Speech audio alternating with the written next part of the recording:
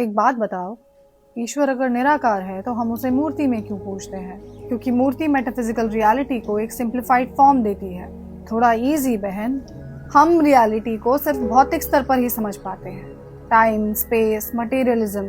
निराकार ब्रह्म हमारे पल्ले नहीं पड़ता। तो प्रॉब्लम परसेप्शन की लिमिटेशन है?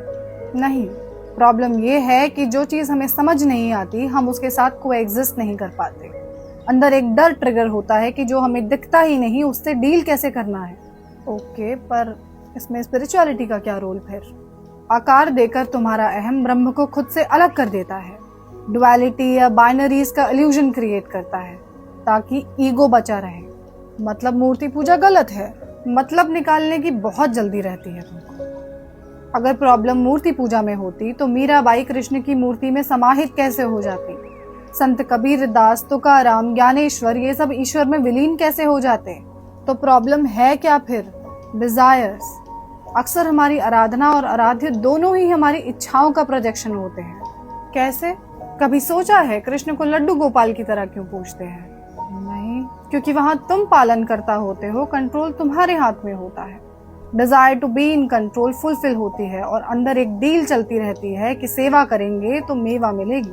नहीं यार, ऐसा नहीं हो सकता। कृष्ण को कभी सारथी के रूप में पूजते देखा है? नहीं। क्यों? पता नहीं। क्योंकि सारथी कृष्ण तुम्हारी इच्छा नहीं चलने देते, वो तुम्हें सत्य की ओर ले जाते हैं और तुम्हारे ईगो को सत्य फूटी आंख नहीं सुहाता। अब ये बताओ, मंदिर जाते हो? हाँ। वहां हाथ जोड़कर आंखें क्यों बंद कर लेते हो? मन्नत मांगने के लिए। मतलब फिर से डील? या शायद इसलिए कि इल्यूजन सत्य से आंखें नहीं मिलाना चाहता।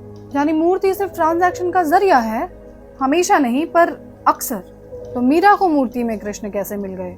क्योंकि उन्होंने मूर्ति को मीन्स बनाया, एंड नहीं। उनकी भक्ति उन्हें वहां ले गई जहां ना तो ईश्वर को आकार की जरूरत थी और ना ही भक्त को सहारे की। मतलब प्रॉब्लम मूर्ति में नहीं है, उसके पीछे की लालसा है।